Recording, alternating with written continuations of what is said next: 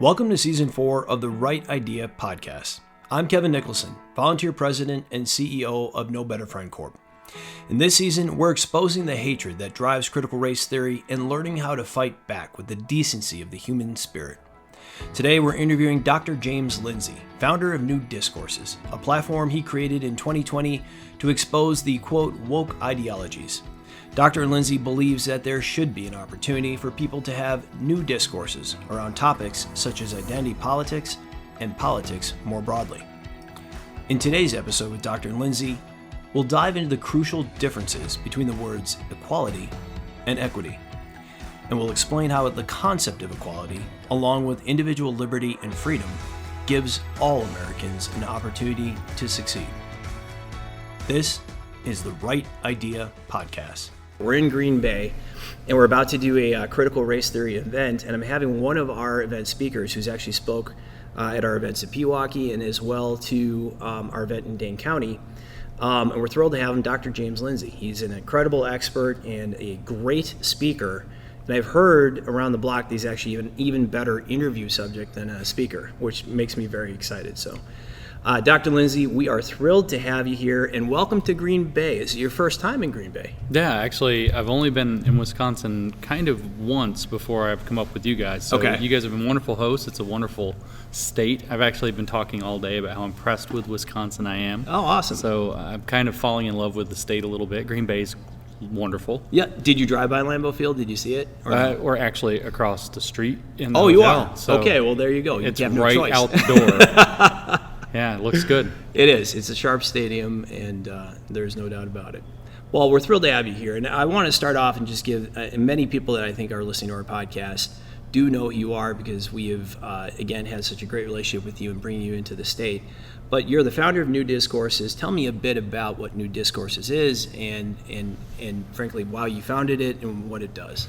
Yeah, New Discourses is a platform I created to put out information about the slang term is woke ideology as fast as possible. I needed a platform to just put this information out as fast as I can research it and understand it.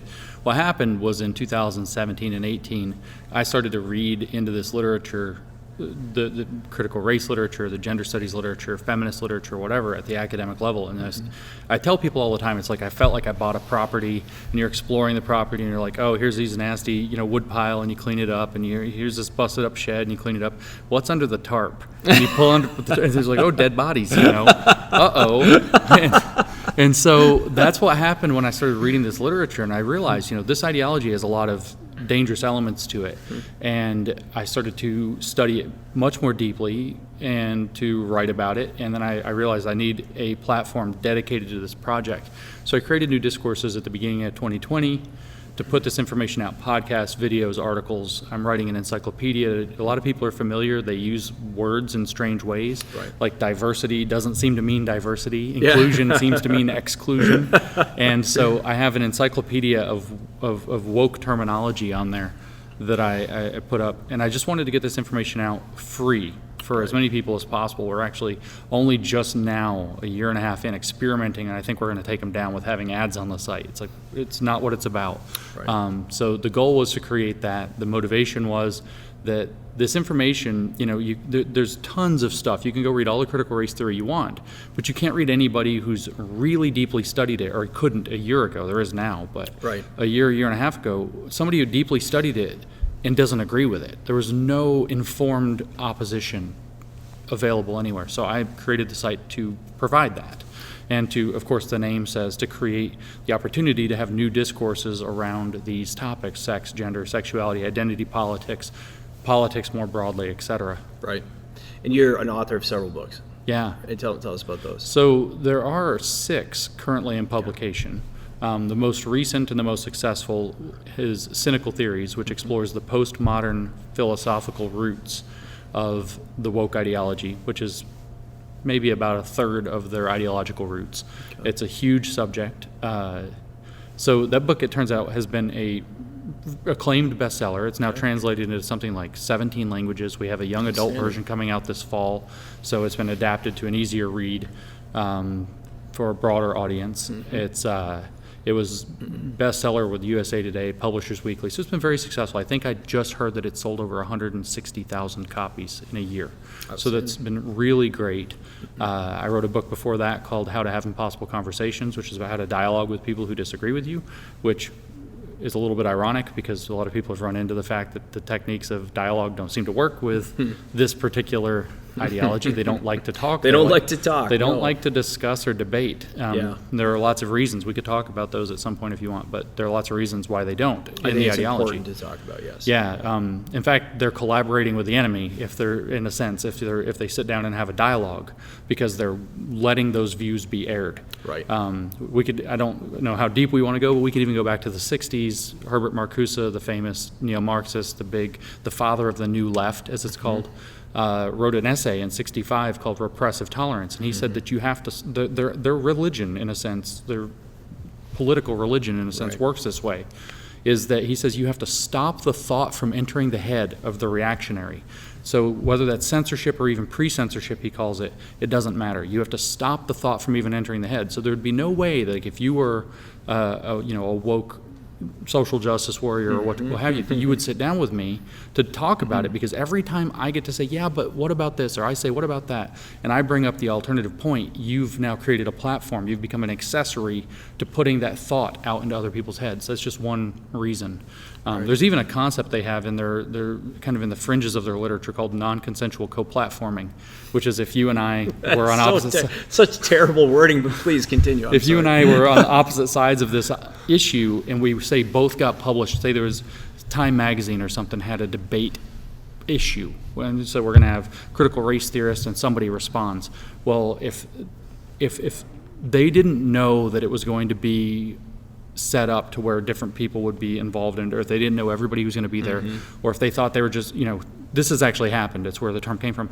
People were asked to contribute to essays about a topic, not knowing it was a debate issue. And so there were pro and con views, and they complained and said, this is we've been co-platformed with the enemy non-consensually. And so they're very sensitive to that. Well, it reeks of a couple things, which I think we should talk about. It reeks of, one, certainly lack of confidence in the intellectual foundation of their ideas, because if you're afraid of debate and if you're afraid of co-platforming, that means that you're not very confident in the foundation of your ideas. But also, there's a larger sense, too, and it's happening with the attempted limitation of language, the limitation of the ability to speak, the permeation of threats that come into employment or education. It is an end around on the First Amendment in so many different ways. That's right. They can't get rid of the First Amendment the way that they would have to through constitutional amendment. So it's an attempt to say we're going to limit speech through all these other different mechanisms if they can. That's right. Yeah. I mean, all the things that I just explained are rationalizations. Another one would be that they would say that debate is a tool that was created within the confines of white supremacy and patriarchy, and so it reproduces those power dynamics even to engage in a debate. So they would say that it creates it's forcing them to play in an unlevel playing field to have a debate, for example. But these are all just rationalizations. It's like you said, is they are convinced that they have the incontrovertible truth, and anything that might cause doubt or dialogue or anything like that is therefore a problem. It's a runaround, as you said, on the First Amendment. Right. And they, how do I want to say this? They are very concerned that people will see through the very shallow foundations of their views, the very superficial nature of their views. So they, for example, if it's a race issue, they don't want to get anybody digging too deeply into statistics because the facts are not on their side, and the data don't support many of their arguments. And if you do careful analyses and control for various things, racism sometimes shows up, but usually it's something else. It's usually something about economic status or something about family environment, or quality of education. Yeah, lots of other variables. Right. And responsible statisticians, when they do this, find that the effect that they're claiming, whether it's systemic racism or patriarchy or whatever, drops not necessarily to zero, but to close to zero. And that's very upsetting to the idea that this is the central construct that explains all inequality and must be centered in every dialogue. Right. So yeah, they really want to be able to just put forth their views. But on a deeper level also, because they use words in a tactically misdefined way, there isn't really a conversation to have. If you and I are trying to have a conversation about inclusion, for example, and you mean something completely different than what I mean by the word, we're not having a conversation about the same thing. Right. Other philosophers would say that we don't have shared intentionality about the concept. Maybe John Searle would point out that we're not talking about the same idea. And Searle I bring up because he was a great destroyer of Jacques Derrida, who was one of these people that said, well, it's basically Humpty Dumpty from Alice in Wonderland. When I use a word, it means exactly what I mean. But it's sort of the other way around from that, I should say. For Derrida, it was whoever interprets the word, whoever reads the word, whatever they think it means, that's what it really means. So, if I say potato, and you think potato is somehow a slur against Irish people or an exclusion of black people from some old fight between Irish people and black people in 1840, or whatever, then all of a sudden I can't disagree. I was like, no, it's just really talking about tubers. Right. For Derrida, there would have been no disagreement. But the point isn't Derrida or Searle or any of these people. Sure. It's that if we don't have an agreement about what the words mean, there's not really a dialogue anyway. And so much of the strategic manipulation done through this ideology is done through the strategic manipulation of language. So, yes. For example, they'll say, well, we want inclusion, and they kind of let everybody just believe that, that means letting everybody be included. We don't want anybody to feel like they're excluded. And then they get it written into policy, and then pop on the other side once it's policy, and now they have institutional power with that term. Now it means something specialized. Right. Now it means, you can't offend certain people, even by your mere presence. So maybe it's censorship. So you don't say things that offend certain people, but other people you can offend all you want. Right. Or maybe it's even the idea that a white person always carries with them the air of white supremacy. And so if there are people of color around in a room and a white person enters that room, they now have to bow to white supremacy. So now we have to justify excluding white people from the spaces entirely. And that sounds preposterous in the abstract. But it's happening. But it's literally the logic that you see on college campuses where they're having these segregated classrooms, segregated trainings in workplaces too, segregated graduations, and then they have these spaces set aside in that are like black only spaces, which I think violates the Civil Rights Act pretty clearly. I just did a TV interview before you walked in here, and the reporter asked, like how do you define it? I said, well, first off, it is Marxism translated to race, and there's certain words that are used, but ultimately it's violations of the Civil Rights Act. And that's right. It's so important that we say that.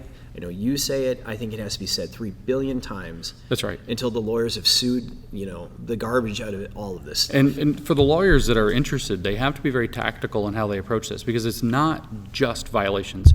They're very tactical. They follow certain jurisprudence that has redefined discrimination that allows you to identify discrimination as having occurred if there are disparate impacts by group. Yeah, right. And so intention has been taken out of it. Right. And so the tactical goal not only should be to damage people in violations of the Civil Rights Act, to keep them in line with that, to get that covered equally, but also to take this idea of the protected class out, that there needs to be put intentionality back. Disparate impact does not create a protected group. And so for our audience, define disparate impact, because I think it's a very important thing to understand. It's being used in so many different ways right now. So disparate impact, the way that they use it is like if they look at the group, very coarse group identification averages.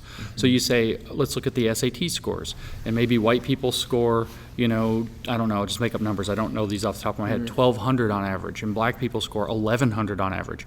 Well, that's a group average difference in outcomes, disparate outcomes. And so under current current legal thinking, that difference can be in institutional settings attributed to racism. You could actually say, well, racism, even if you don't know where it is, that racism must be present because the on average outcomes were different. It doesn't matter what the actual causes are. They can all be kind of lumped in. And that's actually the functional definition of so-called systemic racism. It means that certain on average group differences exist. And this can range from educational outcomes like you're talking about to loan disbursements to analyses of where different people live who happen to have different demographics. Yes. And to your point, it's being used in certain veins of legal thought, but it's being used by government bureaucrats too to say, like literally, we want people to live different places. So we will mandate by federal order the construction of, certain types of homes in order to get people to move. And if you think, again, the removal of intentionality of all the reasons people choose to everything, live where they live, why they're scoring the way they are in tests, and all things which should be thought about for sure. And we should analyze like intelligently and understand like how do we make a better world. All that's stripped away. And It's just a mechanism now for certain actors in the left, the government, to take actions that they want to. Right, and of course, just to point it out, is when I was very cautious with how I phrased it. I didn't say that there are differences in outcomes on average. There are certain ones, because they're this kind of understanding of protected classes. So, for example, I mentioned, say, I don't know what the real numbers are, but we're going to just use 1,200 for white people, 1,100 for black people on the SAT. Well, Asian Americans are maybe 1,400, and so they're outperforming whites. And I think there's a large number, it's almost 17 or 16 or something like this, racial groups that are recognized that outperform whites in the United States. Now, that is not systemic racism against whites. That's not possible. Instead, through critical race theory analysis, they're saying that those Asians are participating in whiteness. And so that whiteness becomes the thing that gets scapegoated. It gets turned into a weird synonym for being successful, or that which allows somebody to be successful in society. So you can kind of see the Marxist idea, having bourgeois values allows you to be successful, having access to whiteness allows you to be successful, and the people excluded from that are alienated from it. And so it's not all of these, it's not any difference, right? It's not any difference. It's only, in fact, when it can be theoretically tied to the idea of whiteness, and anybody who's succeeding according to that is oppressing everybody else below. And so it's a very, and this is concrete, okay? So this isn't just, again, abstract. You can look, for example, at what they're doing with admissions and higher education. Harvard is, I think, under a lawsuit for this, or either that it just got dropped or something peculiar. And they're actually discriminating pretty vigorously in a lot of higher education, the Ivy League in particular, against Asian Americans who are actually doing extraordinarily well on merit-based admissions to their tests. It's to the point where now they're like, well, let's get rid of the merit-based admissions. You see this in the specialized high schools also, in New York City, et cetera, where it used to be an admissions test, and now they're doing these more subjective analyses. And the reason is because there's 73% Asian all of a sudden. So they're using it to discriminate. And so then we have, not to play too much in the hypocrisy game or whatever, but the Democrats got all worked up over the summer, and the Stop AAPI Hate bill they put forth, and it was at the Senate, and then Ted Cruz didn't get nearly enough attention for this. It's one of the biggest things that happened with regard to critical race discussion, and nobody knows about it. And if I'm not wrong, it was Senate Amendment 1456, as a matter of fact. He amended the Stop AAPI Hate bill that was brought up before the Senate to say, okay, you want to stop AAPI hate, colleges and universities are no longer allowed to discriminate against Asian Americans at all, based on race. And it was a party line vote. Every single Democrat who voted, which was like all but one or two of them, voted against it. Every single Republican voted to add that amendment to stop the discrimination in colleges. So you can see that it's like this idea of systemic racism isn't something that's being, just like so many of these other concepts, that's being forwarded honestly. It's a concept that's being forwarded as a tool to work around something else, in this case the Civil Rights Act or even the Equal Protection Clause. And it's insane. And again, well, first off, it's a huge step backward in terms of societal evolution and all the progress that's been fought for in the United States to extend the promise of our country to everybody. But to your point, and any time when you see this level of complexity, whether that complexity exists in regulatory matters or in terms of restrictions on language, which frankly just shouldn't happen in the United States regardless, but it is an attempt to transfer power to one group of people so they can have leverage over others. And that's right. That's why it exists. If you ever want to launch a business in India, you'll find there's a lot of red tape there. Unfortunately, we have a lot of red tape here now too, but that transfers power to bureaucracy. That's right. And as you just walk through the examples you're walking through, you're talking about so much complexity, and you think about average people living their lives who don't have time to fight this on everything, every day of their life and every single measure, and feel this oppressive beatdown coming to basically put them in their place. That is the goal of the people that are doing this, and that's one of the things where it's important to point that out to people. If you feel that pressure, that's intentional on the part of the people that are doing this. This is the hardest part for me to communicate to people and get them to see it. Even people who are pretty savvy now to the ideas of critical race theory or whatever else, is that the destruction and the demoralization are the point. Their goal, it's not, people are always, well, how is this supposed to work? And it's like, no, you're in the wrong frame. It's not supposed to work. It's not supposed to work. The point is for it to not work. Right. And I've given this analogy, and I don't have the cojones, as it were, to stand up on a stage and actually bring a prop and do this, but I think it would be a beautiful visual. So I just always talk about it. But it's these critical theories of identity or whatever else, the way they work is you can picture, they literally talk about the fabric of society all the time. So what's a good visual metaphor is the American flag. So you can imagine American flag, and care as much as you want, nothing's made perfectly. And if you look close enough and you use a magnifying glass, you're going to find a loose thread here or there. So what they're doing is they're looking for that loose thread so they can pull it. Right. And they want to pull that thread until two of the stripes aren't connected anymore, or one of the stars falls out, or the blue field falls off entirely, or the whole thing disintegrates. That's the goal. The point of a critical theory is to look as closely at the fabric of the flag or the society as you can to find the loose threads, to tug on them. And I always think of that Weezer song at this point, just hold the thread and let them walk, and it's just going to unravel. And that's the goal. And this is, so people don't understand that the objective of the ideology is to take the existing system and tear it apart enough to make it dysfunctional enough, to make the people miserable enough to where they can get a small contingent that won't be opposed, that can then put themselves in power and do whatever they want. Right. And that's it. And it's an isolating feeling. It separates people from their neighbors. It separates them from cultural institutions, if you think about it. And I think that's why what you've said is so important, pulling those threads. Think about how people feel about sports teams, that they didn't feel just 4 or 5 years, something which was purely fun and entertainment, something that actually did bind people together. Maybe it's not an important thing, but it's a thing that people cared about. Suddenly, it's a point of contention. It doesn't feel good the way that it used to. Right. Because literally your team could be insulting your country while you're watching them. And it's that disassociation that creates an extra step of unhappiness. I even saw something, I don't remember if it was the Latinx Bowl or the Latinx something, the Latinx game for some team yesterday on Twitter. And so now everybody has to polarize around the idea of if they think Latinx is stupid or not.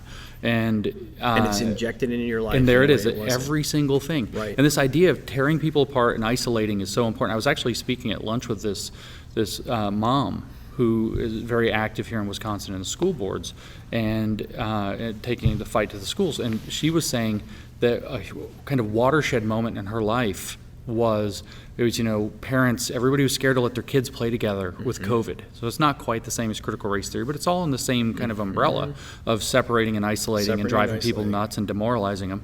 And she said finally what happened was she and some other moms, they got talking one day, and it was like, yeah, your kids can play with my kids. Yeah, I don't care. And all of a sudden, they both felt that way but didn't know it. And then all their kids are all, like, the whole neighborhood's playing together again. And it's like, you can just see, because the kids are playing together, the parents are, like, making dinner for each other, and, they're taking care of you. Oh, yeah, go run your errands. I'll watch the kids. And it's community is knitting back together. Right. And that fear just to say, oh, well, I don't know if people are going to lose it if my kids hang out with your kids, because what if the virus spreads, or what if Johnny's a racist, or whatever. All of that is a very intentional means to tear our communities apart, to keep us locked into our cell phones, staring at a screen, the black mirror, as they say, isolated from one another, not connecting to one another, and getting fed a steady diet of radicalizing material. Right. Well, so you touched on a couple things. I was talking to someone earlier today, having a very similar conversation. So, one, the isolating factor of what has happened over the last year and a half plus now, which has physically separated us from each other. Two, I don't think a lot of what we're dealing with today happens without this device that I'm holding in my hand, pumping these ideas into people in a way that, think about how the old Soviet Comintern would feel about having these devices in people's pockets. Oh, yeah. And how important, think about the things they would have pushed, and if they could. I've been to China. I know the things you see what's happening there today. Yes, exactly, right. Modern day. Like, you literally might not be able to pay for your thing until you watch, like, a propaganda video if your social credit's off or whatever. And the social credit score being something which, again, you can see coming through social media in this country, too, and being used to leverage power over people. And I think that is so important to just kind of peel this onion back to see, okay, where does it come from, which you're talking about? How is it delivered, which is also important too. And again, I think there's a fair amount of America that, again, these Marxists have been working at trying to get their way for a very long time. Mm-hmm. Marxism, as it traditionally existed between classes, did not take hold in the United States for the most part because people can achieve their dream here. So it's very hard to convince them they can't because they know they can go out and do it. That's right. But they worked. And now they worked at it, didn't take, and now they've found that they can transition to race. Yep. And in the moment that existed, again, it's not that they weren't working on it before. They've been working on it for a very long time, which I think is frustrating for so many millions of Americans to say, why weren't elected officials paying attention to how did this seep into every aspect of education and everywhere else? But they kept pushing, and then the moment of separation that happened with COVID's a real thing. It is a public health issue, but the lockdowns were disastrous, and they had long-term negative effects that we're not going to get through for a while because the problems stick with us. Right. Yeah. To the point, I mean, they were saying that communism would take America in the 1920s. Mm-hmm. We will get it. They were talking about race being the vector very early on. I mean, you have people like Dr. Bella Dodd, who was a Communist Party leader who defected and confessed everything to the House Committee on Un-American Activities in the 50s. 53 and 54, she gave her testimonies to the House and to the Senate. She wrote a book also.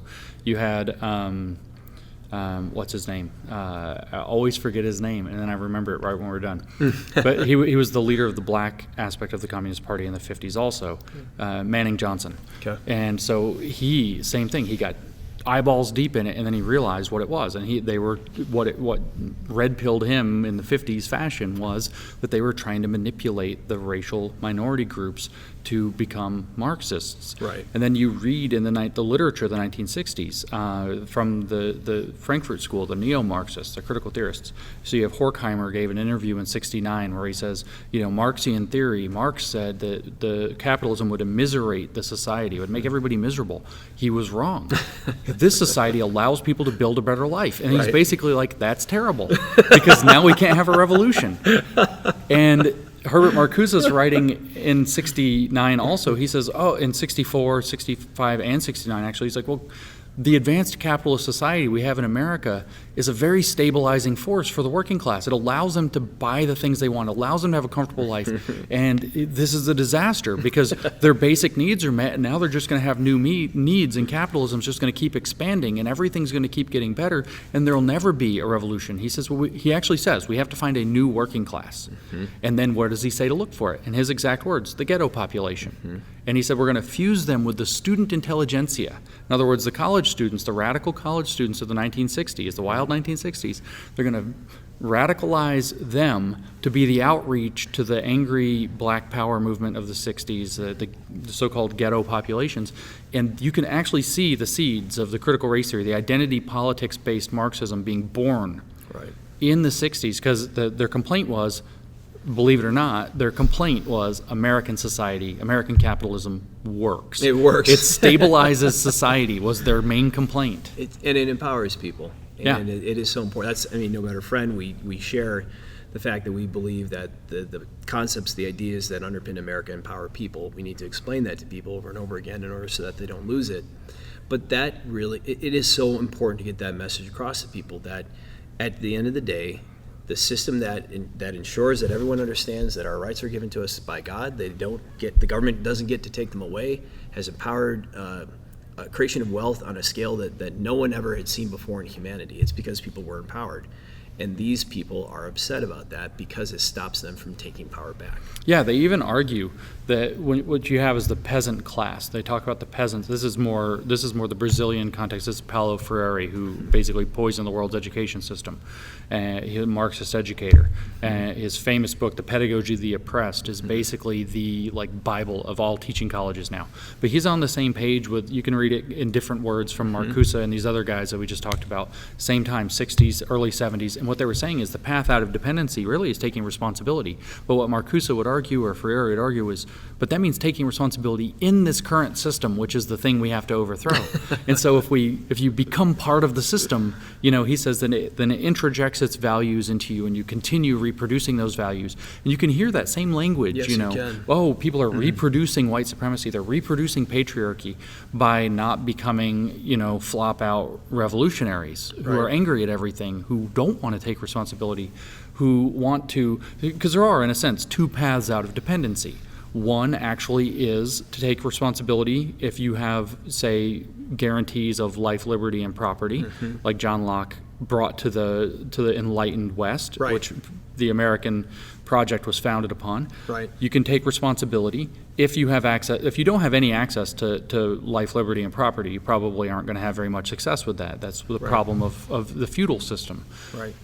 Or you can blow up the system. Yep. And if you are literally, like you read these kind of revolutionary counter-colonialists or liberationists from the 60s, and they're very clear.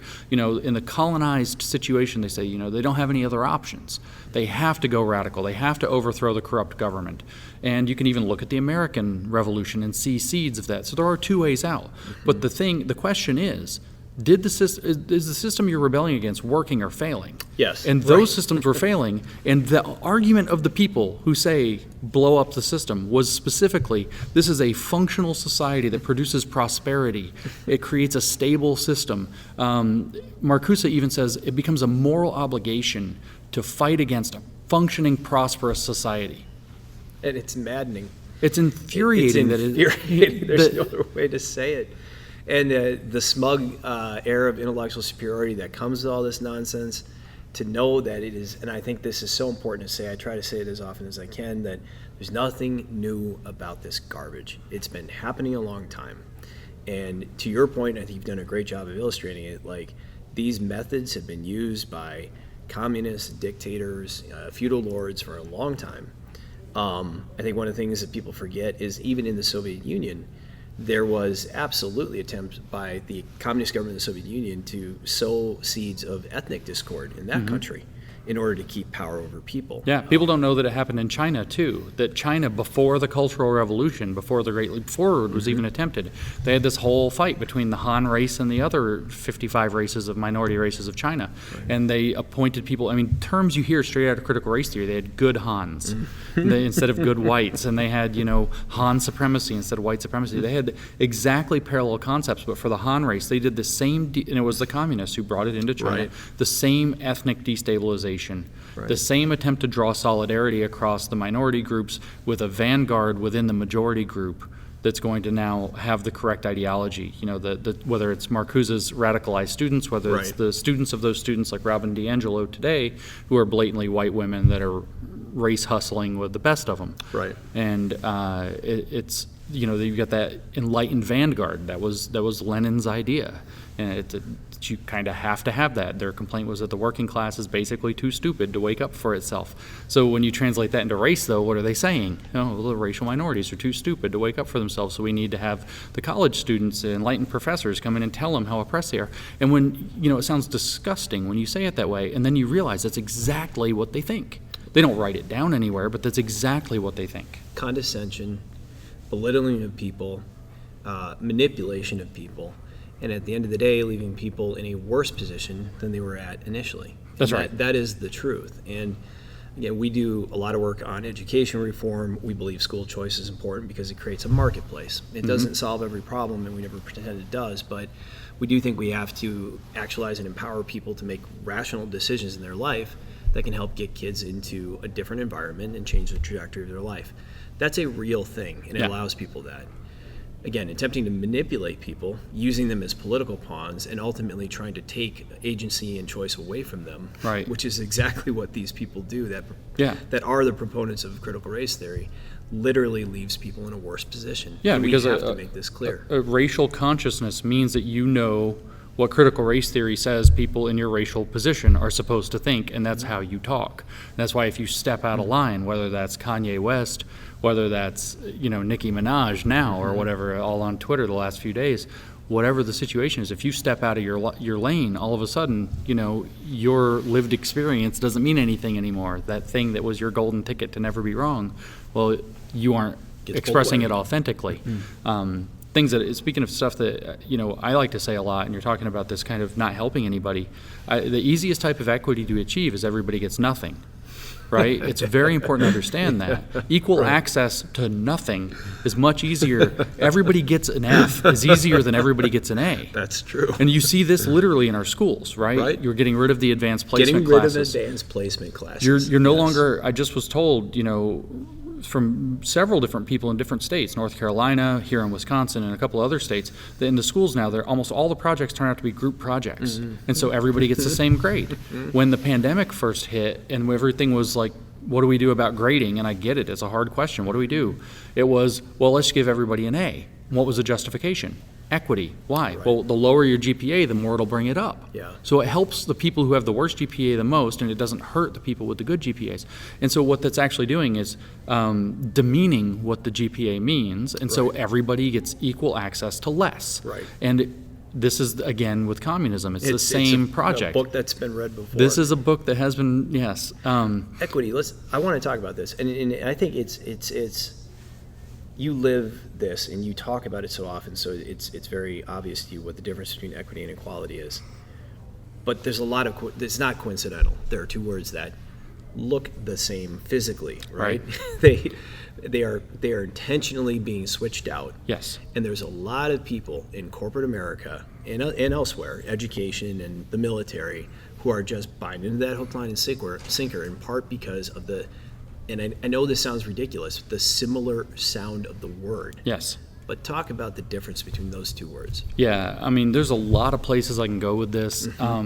Just to put it out very simply, equity means equality of outcomes, and the reason I started to hesitate before I spoke boldly forward or whatever, equity is socialism, but with identity characteristics factored in. That's what it is. Right. It is socialism. And so, and I distinguish that from communism specifically. It is the path toward communism, which they call justice.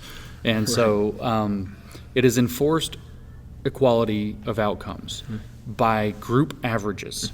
And it's difficult because if you say that to somebody who is a proponent of this equity or critical race theory, they say, no, it's not. It's equality of access.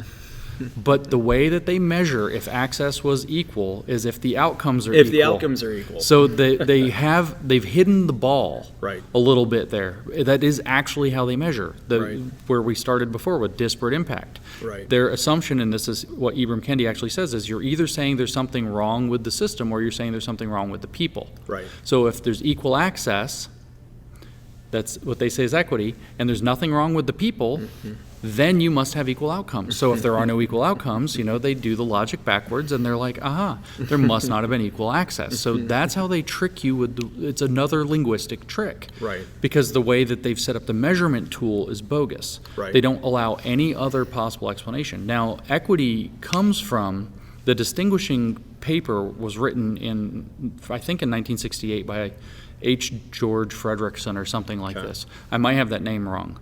Frederickson is certainly right. The first and middle name I may not have right. Okay. But it was in 1968, and it's something about social equity theory, something or another. And he actually says in there that where equality means that citizens A and B are equal, equity means citizens A and B are made equal.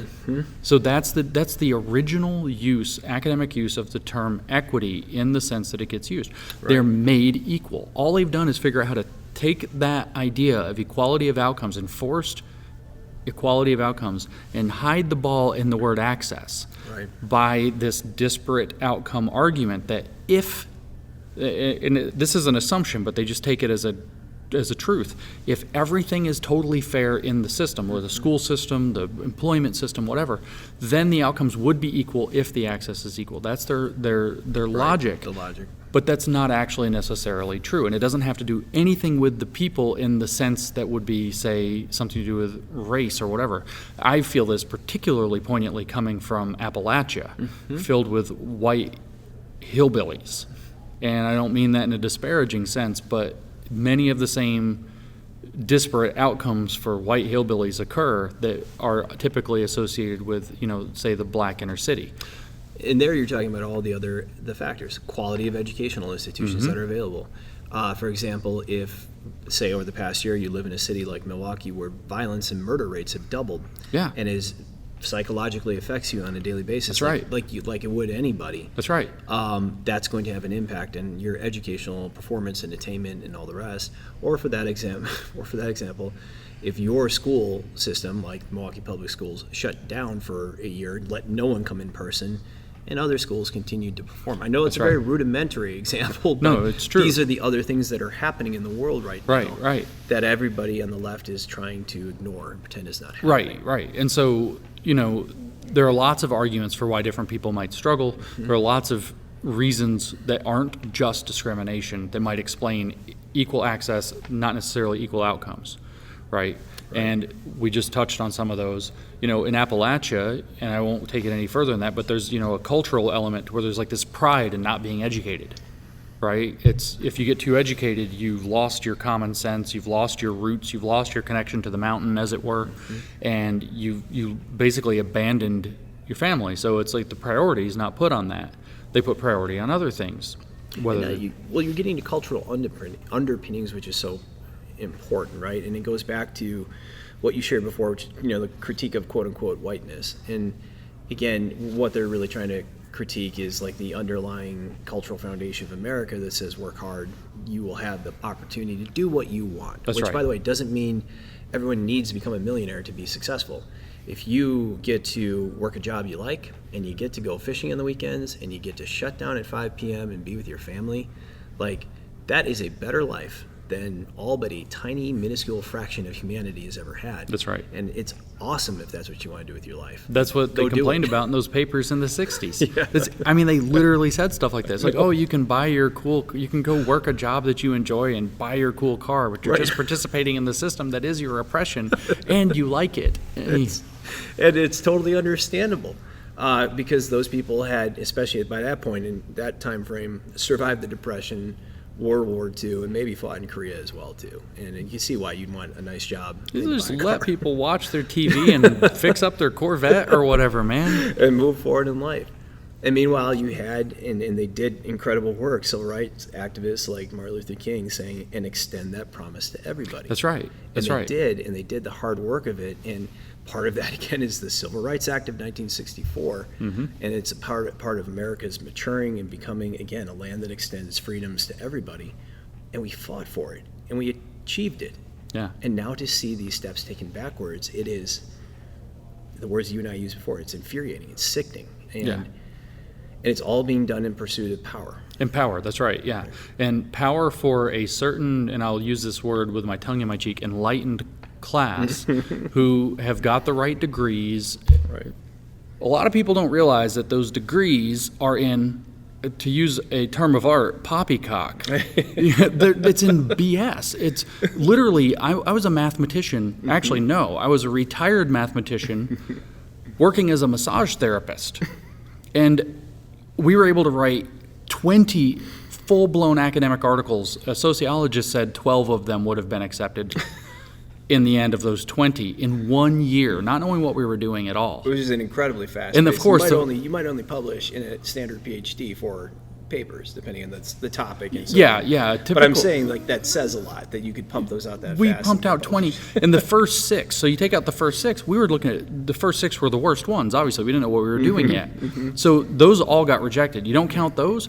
12 out of 14 were on the way to acceptance. And it's like, okay, so people with degrees in that are appointing themselves as like a new priestly class, right, who gets to decide what is okay to say, what is not okay to say, who is okay to be employed. You read, like, Ibram Kendi says, how are we going to fix inequality? He says, we need a constitutional amendment where we're going to put in, anti-racism, and all racism, any disparate outcomes are going to be against the Constitution. Unconstitutional now to have differences in outcomes.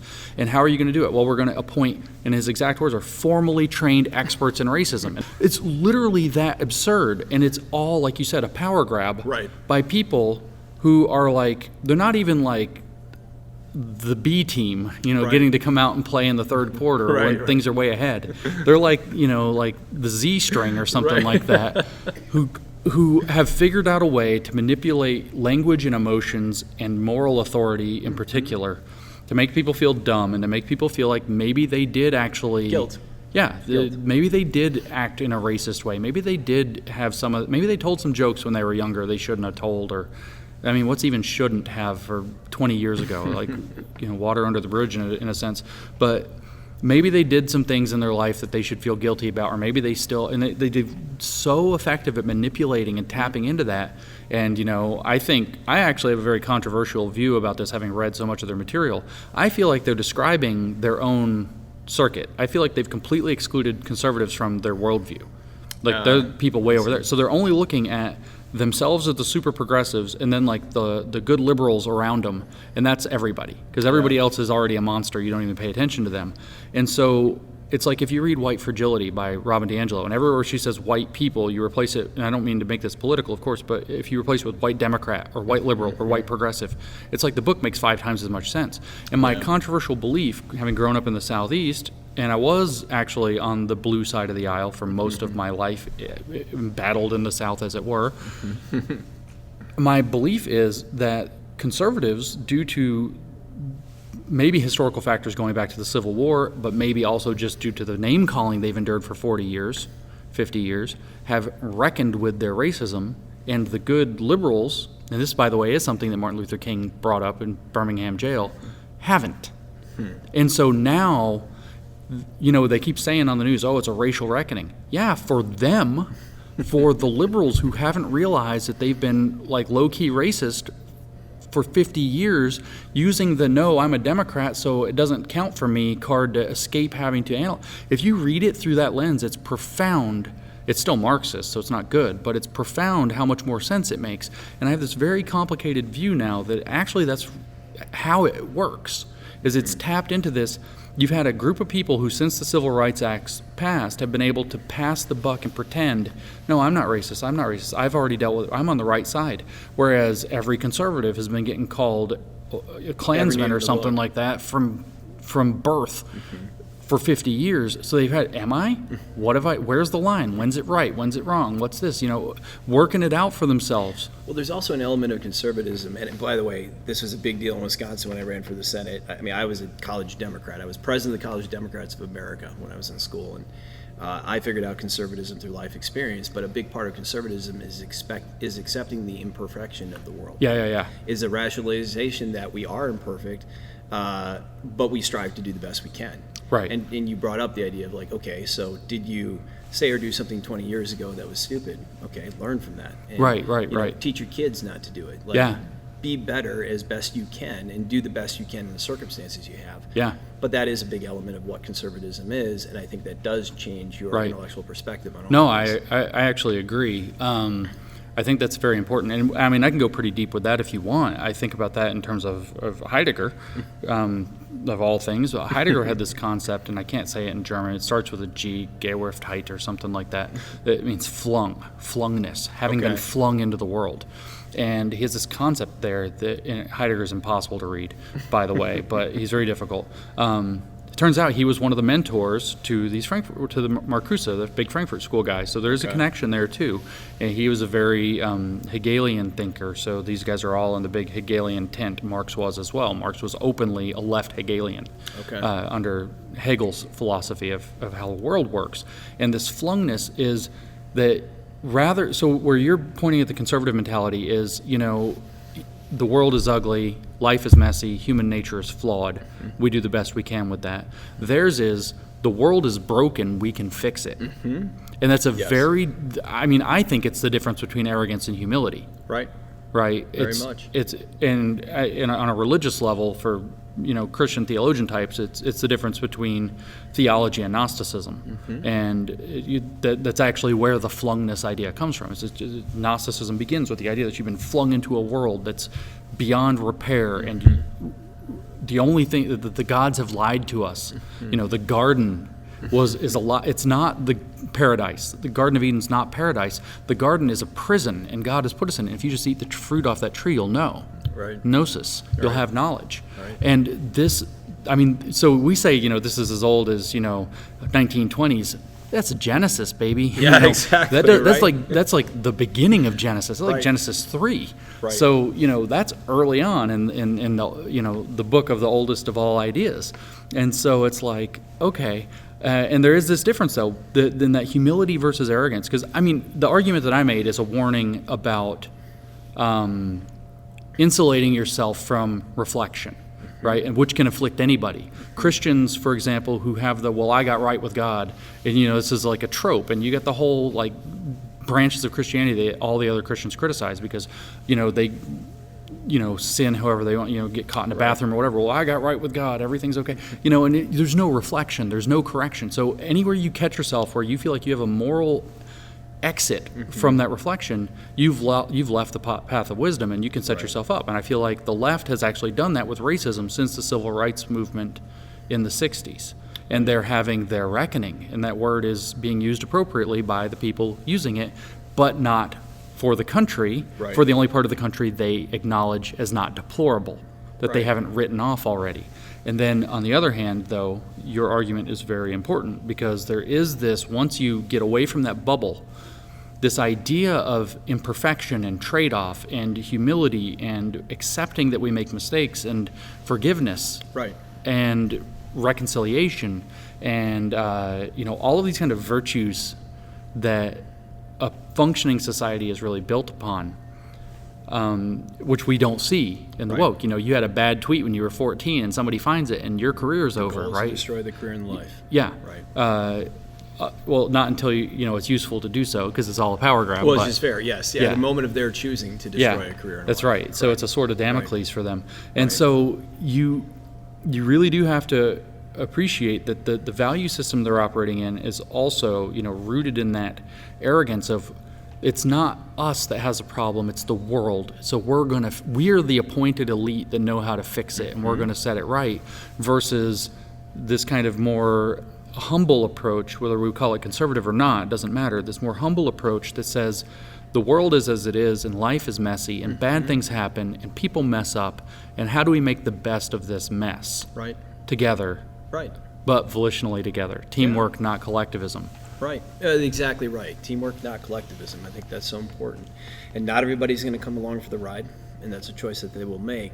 But the society that we live in here today in the United States was founded on this concept, basically. The world's imperfect.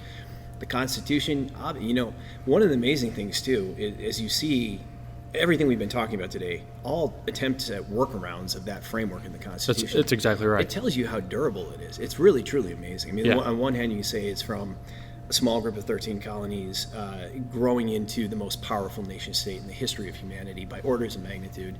That's amazing that that document can govern throughout that entire time and be adaptable enough to, again, learn or to be able to be amended to express, to spread its promise to everybody. That's amazing.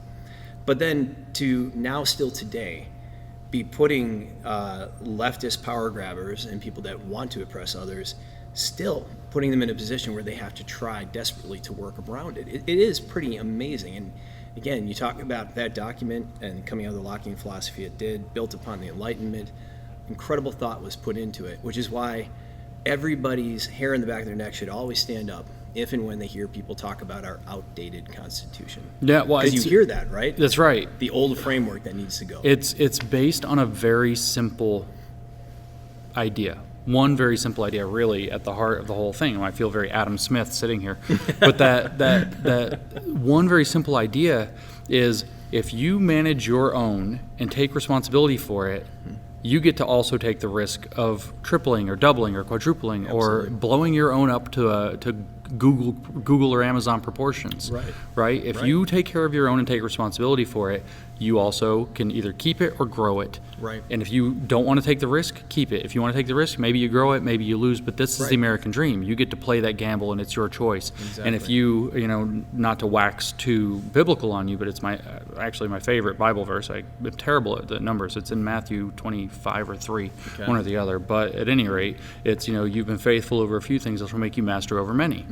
And it's very, I ran into it in college and just said it all the time to myself, and it's like, I don't really care what number it is. I just have to remember it's not the number that matters. It's what it means. Right. It turns in, you type in faithful over a few things, and Google will tell you immediately where it is. Right. But it's in Matthew, and so that mentality is really what it's based on. Again, timeless wisdom. If you are responsible over your own, because you have, everything's all stakeholder this, stakeholder that today. That's the buzzword of the century right now. Yeah. Stakeholder, sustainability, Right. blah, blah, blah. If you are responsible, you are the biggest stakeholder in your own. And if you are responsible with it, then you can grow. Right. That's the American dream. That's the American promise. That's half of the secret sauce in that Constitution, or in, Wealth of Nations, or whatever it happens to be. Right. And it's been, again, intentionally degraded and run down, and and again, maddening to hear people that have benefited from all that has been offered through that Constitution turn around and slyly say, and now we need to get rid of this. I can't remember. It is a Silicon Valley technologist who came out and really, I don't remember the exact word, but like something like the framework is just old and dusty, needs to go. It's been repeated many times. Well, yeah, it would be for them, because they want to, use the fact that we're in the same situation we were at the end of the 19th century, where the titans of the most exploding industries had found ways to gain power that rivaled state power, whether that was, the railroads, the oil, steel, whatever it happened to be. Right. And the industries now are finance and tech, et cetera. Right. And so they don't want to be bound by that old dusty document. They don't want to be bound by those principles, because they have found a way to kind of get big enough to where it constrains them. Right. And in fact, it constrains them as it should. Because, by the way, I said half of the secret sauce is that simple recipe. The other half is actually that the Constitution is designed to minimize and prevent the concentration of power, the centralization of power. Correct. Right? That's the whole idea. Quite literally checks and balances. Checks and balances, quite literally. Divided powers. The entire premise of liberalism is, anybody can do the experiment if it's science. Anybody can cast their vote if it's democracy. So you can believe whatever you want. You want to go make up your own religion tomorrow? Great. You want to go back to Madison and worship the rock? That's your business. That's your religion? Okay. That's your business.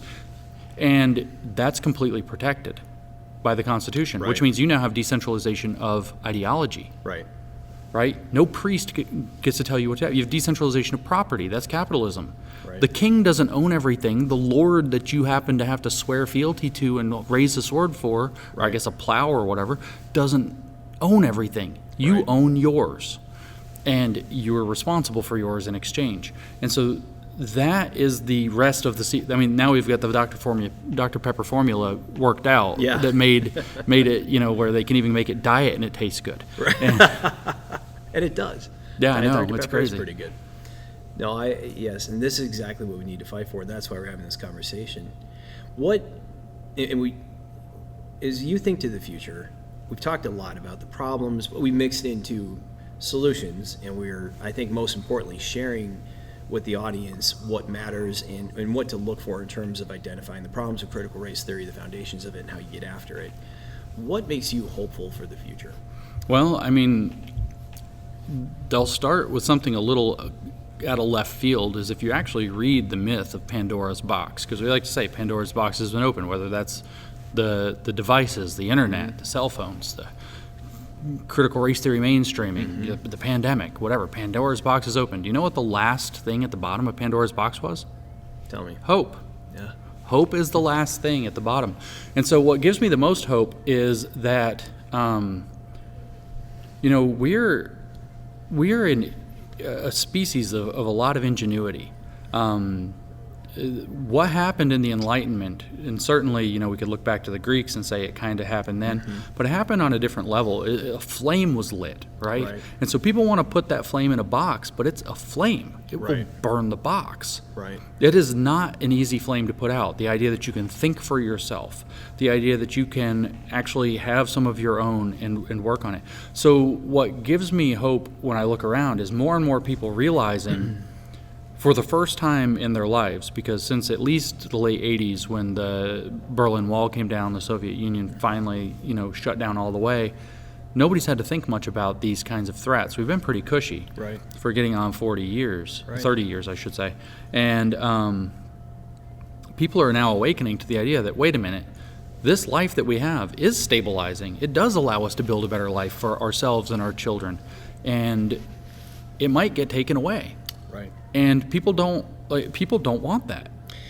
That benchmark is so important, and I think that you bring up a good point. The fall of the Berlin Wall, prior to that, the benchmark stared you in the face. Right. Correct? And here's the alternative. The Soviet Union is going to take ground whenever it can. It's going to oppress people.